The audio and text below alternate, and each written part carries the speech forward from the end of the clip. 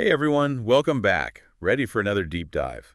Today we're tackling Vancouver. And let's be real, you've probably heard about the crazy housing market there. Oh yeah, definitely heard a few things. But we're going beyond just the shock value headlines. We're talking about what it really costs to live in Vancouver. Like, can you afford to enjoy paradise? Exactly. I mean, it's one thing to dream about living in this beautiful city, but then you see the price tags and you're like, wait a minute, hold up. How do people actually make it work? That's what we're going to figure out. We've got this report here, packed with data and analysis. It's like our cheat sheet to understanding Vancouver's reality. It goes deep. We're talking housing costs, jobs, income, the whole 9 yards. No sugarcoating here.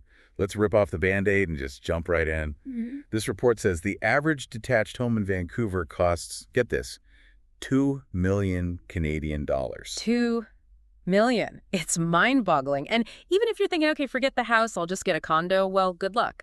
Because the average across all property types is still over $1 million.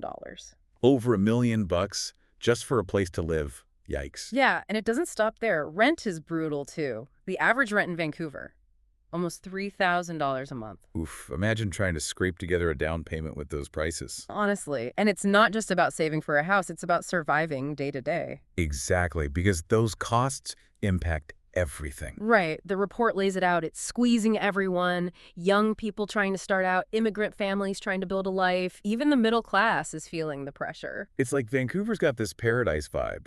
But is it really paradise if only a select few can afford it? Yeah, that's the big question. And the report highlights how people are adapting, getting creative, even desperate. Oh, tell me more about that. Well, co-living is on the rise. Multiple people sharing a single dwelling to split costs. So basically, forget about having your own space. Pretty much. And some people are making even bigger sacrifices, choosing to live way out in the suburbs just to find something affordable. I've heard those horror stories, like 2-hour commutes each way. Oh yeah, people are commuting from places like Langley and Chilliwack just to make ends meet. It's crazy. So with all this pressure, what's the government doing? They're trying. They really are. The report outlines a bunch of initiatives like boosting the rental supply, cracking down on short-term rentals, the Airbnbs of the world. So less vacation rentals, more options for people who actually live there. But is it enough? Well, that's the debate, isn't it? Some say it's at least a step in the right direction, giving renters more choices, especially young people and lower-income folks. Less Airbnbs could mean more long-term rentals. That makes sense, but I bet there are folks who aren't convinced. Oh, absolutely. Critics say it's just a Band-Aid solution. Development takes time, plus there's labor shortages, high financing costs. It's not a quick fix. It's like trying to patch a leak on a sinking ship. Pretty much. And it's interesting, the report also gives voice to a perspective we don't hear a lot about. The landlords. Oh yeah, what's their take on all this? Well, they're frustrated, feeling targeted, especially the smaller landlords who rely on rental income. They say policies like restricting short-term rentals are eating into their profits, making it harder to cover those mortgage payments. So it's like a ripple effect. Everyone's feeling the pinch. Exactly. It's a complex web. And you know what the report points to as the root of the problem? Vancouver's geography. Oh, right. It's like this beautiful city sandwiched between the mountains and the ocean. Not a lot of room to spread out. Yeah, land is scarce, which naturally limits supply. And then you've got investors, both local and from overseas, who see Vancouver real estate as a golden ticket. Oh yeah, those foreign buyers scooping up property left and right. It's not just a myth. The report cites examples like this surge in foreign buyers a decade ago that caused prices to skyrocket. They tried to cool things down with a foreign buyer tax in 2016, but well, there are loopholes. So it's like a perfect storm, limited land, tons of demand, and investors throwing money around. Pretty much sums it up. So with all that going on, I'm curious, how are everyday Vancouverites feeling? It's a mixed bag. The report captures the sense of like a roller coaster of emotions. Renters are hoping for some relief, but even new apartments are super expensive. I can only imagine the stress. Oh, yeah, and landlords feel demonized. And young people, a lot of them are starting to lose hope about ever putting down roots in Vancouver. It's heartbreaking, honestly. It is. There's this quote from the report. It really stuck with me.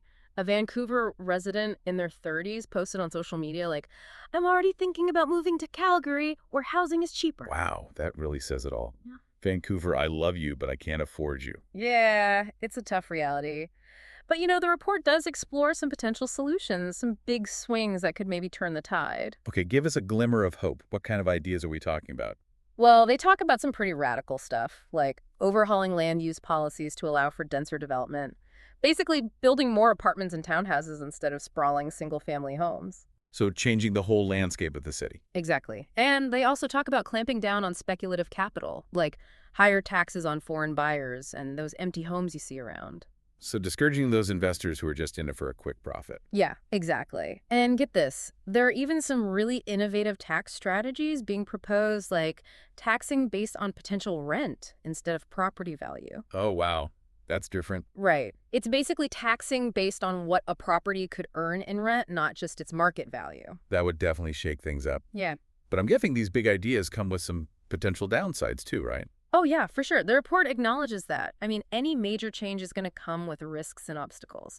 These solutions could face political pushback, and they're definitely tricky to implement. Yeah, I mean, if you're talking about increasing land supply, you can't just bulldoze parks and forests to build more condos. Yeah. There's got to be a balance. Absolutely. There are environmental concerns, community concerns. It's a complex web. It sounds like there's no easy fix. Definitely not. But, it's not all doom and gloom. So we've talked about the crazy housing costs, but let's get real.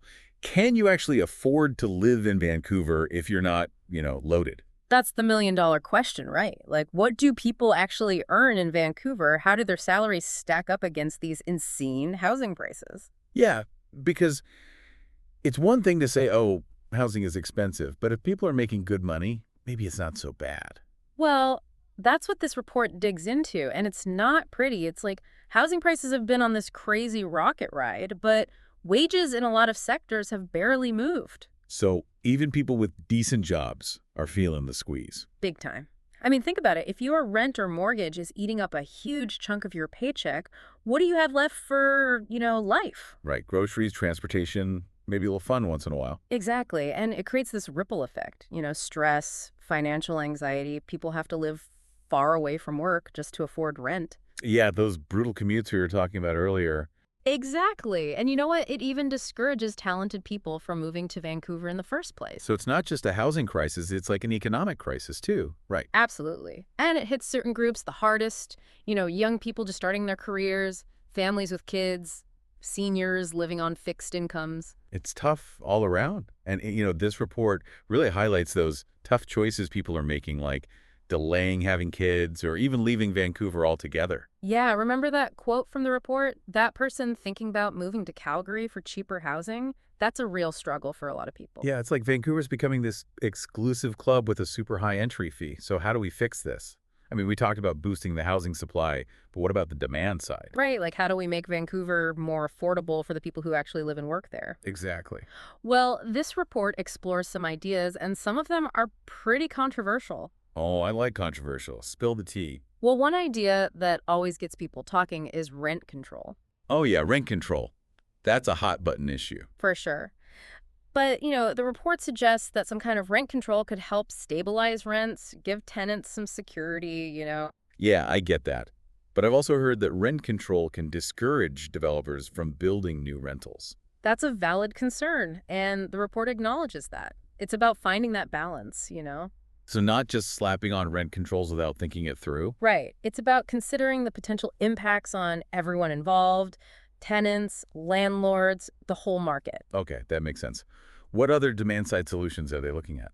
Well, this is interesting. They talk about promoting alternative housing models like co-housing and cooperative housing. So basically moving away from that traditional idea of everyone owning their own home. Yeah, embracing more community-based living arrangements.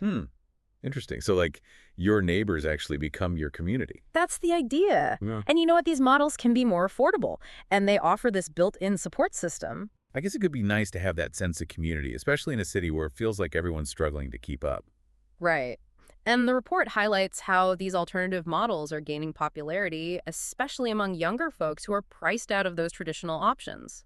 So maybe this crisis is actually pushing people to think outside the box, to be more open to new ways of living. That's a good way to look at it. Like maybe this is a chance to rethink the old ways and find something better. And, the report suggests that exploring these different models could be key to creating a more affordable and equitable housing system in Vancouver. It's definitely food for thought. It seems like we need to be tackling this from all angles. supply and demand, if we want to make Vancouver livable for everyone? I agree completely. It's a huge challenge, but the report offers a glimmer of hope. Like, with innovation, collaboration, and a willingness to try new things, maybe we can create a more sustainable and equitable housing future for Vancouver. We've got to have hope, right? Yeah. What's the point of a beautiful city if nobody can afford to live there? Exactly. And on that note, I think it's time to dive into some specifics. Let's actually look at some of those policy proposals and see how they might work in the real world. Let's get down to brass tacks.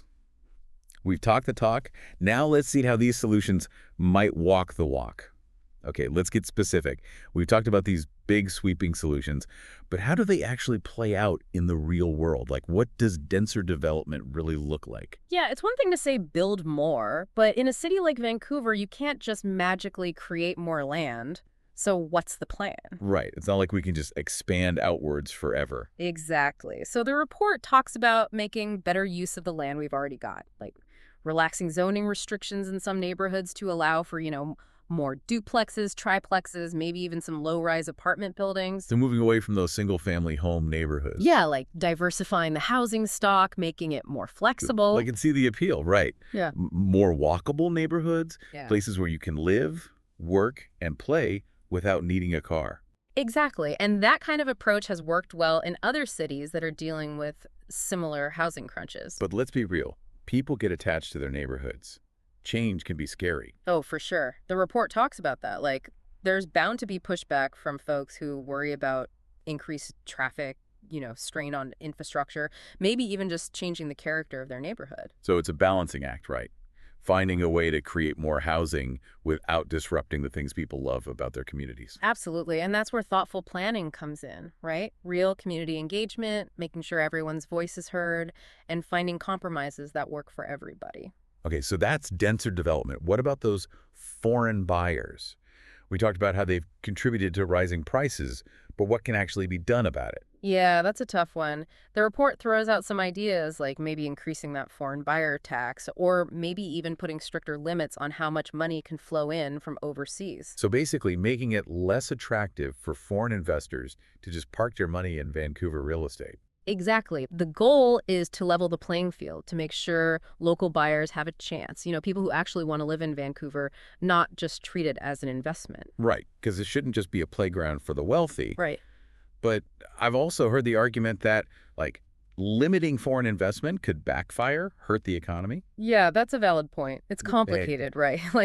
Attracting foreign investment can be good for a city, but you don't want to do it at the expense of your own residents. So it's about finding that sweet spot, right? The balance between attracting investment and protecting the interests of the people who already live there. Exactly. And, that kind of brings us to a bigger point that this report really emphasizes. We need a more holistic approach to housing policy. What do you mean by that?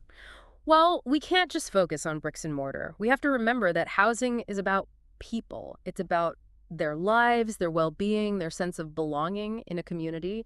So it's not just about building more units. It's about creating a system that actually works for people. Yeah. Right? Exactly. Like thinking about things like access to childcare, transportation options, community spaces, all those things that make a place livable. So it's about seeing the bigger picture, understanding that housing is just one piece of the puzzle. Exactly. And at the end of the day, it's about recognizing that housing is a fundamental human right, not just a commodity. Well said. We've covered a lot of ground today. We've talked about the challenges, the impact on people's lives, and some potential ways forward. It's been a real deep dive, and I hope our listeners are walking away with a better understanding of just how complex this issue is. Yeah, it's definitely not a simple problem with an easy solution. But I also hope people are feeling energized, ready to get involved in the conversation about housing in their own communities. It's going to take all of us, right? Working together to find solutions. Absolutely. And that's what I love about this report. It encourages us to think creatively, to challenge the status quo, and to imagine a better future. So, to wrap things up, let me just say this. The future of Vancouver's housing market isn't set in stone. It's a story that's still being written.